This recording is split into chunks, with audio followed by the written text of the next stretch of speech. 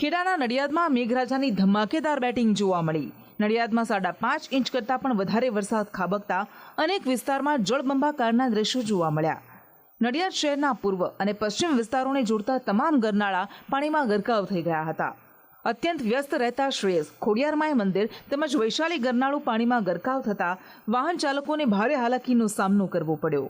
નડિયાદ પૂર્વથી પશ્ચિમને જોડતા મુખ્યત્વે 4 ગરનાળાઓ પૈકીનું આ એક માઈમંદિર ગરનાળું છે કે જે મોડી રાત્રે ધોધમાર વરસાદ પડવાને કારણે સમગ્ર પાણીમાં ગરકાવ થઈ ગયું છે। આપ જોઈ રહ્યા છો આ માઈ મંદિર છે અને માઈ મંદિર પાસેનું આ જે ગરનાળું છે તે ગરનાળામાં પાણી ભરાઈ જતા હાલ આ જે રોડ છે તે બંધ થઈ ગયો છે।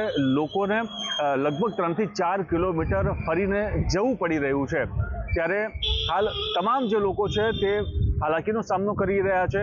નડિયાદમાં ધોધમાર વરસાદને પગલે નીચાણવાળા વિસ્તારોમાં પાણી ભરાઈ ગયા। નડિયાદના Pij road, Santram road, Rabariwad, VKV road તથા શાક માર્કેટમાં પાણી ભરાતા લોકોને ભારે હાલાકીનો સામનો કરવો પડ્યો।